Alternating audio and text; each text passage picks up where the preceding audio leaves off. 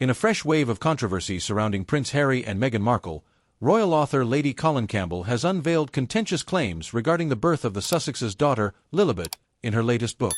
Allegedly, Lady C, a long-standing commentator on royal affairs, asserts that the details of Lilibet's birth may have been deliberately manipulated by the Sussexes.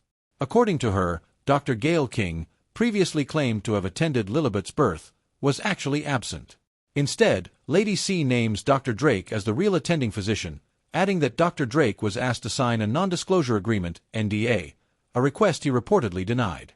This refusal, Lady C asserts, led to alleged intimidation tactics aimed at keeping the true details of the birth concealed from the public. The Sussexes have historically shown a desire to control the narrative surrounding their lives and, particularly, their children's introductions to the world. This instance appears to fit within that framework, as Lady C speculates that Meghan and Harry may have sought to maintain a preferred storyline regarding Lilibet's birth. However, the attempt to secure Dr. Drake's silence, if true, introduces a troubling element of secrecy and control at odds with the transparency the Sussexes often champion.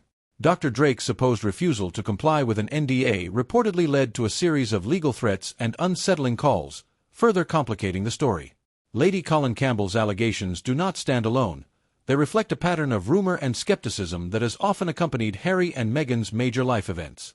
The secrecy surrounding Lilibet's birth mirrors the lack of transparency in Archie's birth announcement. With both children, the Sussexes' choices to reveal limited information have fueled media speculation and public suspicion. For many royal watchers, the secrecy of these events is not surprising. Prince Harry and Meghan have consistently operated on a principle of privacy, maintaining control over their children's public introductions and often restricting media access. Yet, Lady C's allegations add a darker, more complex layer, suggesting not merely privacy but a deliberate manipulation of facts that could damage the credibility of Harry and Meghan's public persona.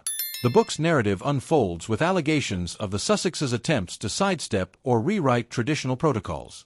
Dr. Gail King's supposed absence and the unexpected involvement of Dr. Drake suggest that the Sussexes may have pursued unconventional approaches to their birth plan. But Lady C's account suggests more than unorthodoxy. It paints a picture of a carefully controlled narrative, one where legal pressures were allegedly applied to secure Dr. Drake's silence.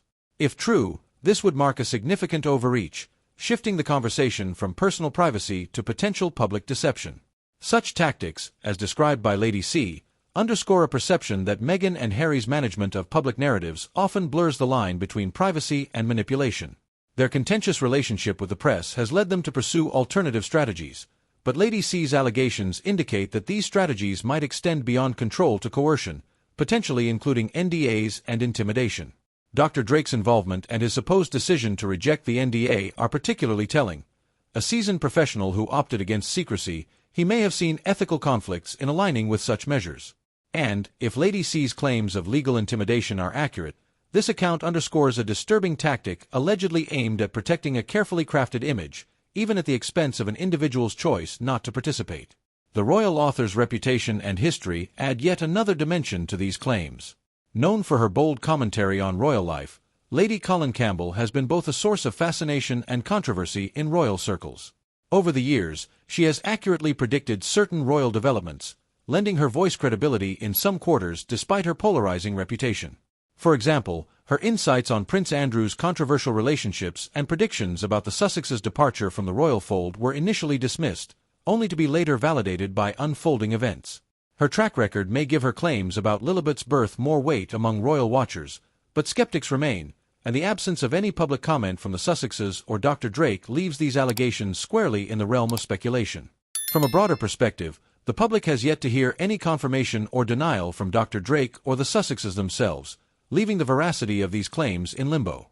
Neither the Duke and Duchess of Sussex nor Dr. Drake has made any comment on these allegations, despite the potential for reputational damage. While it is not uncommon for public figures to remain silent on unverified claims, the absence of a response in this case might add fuel to the fire.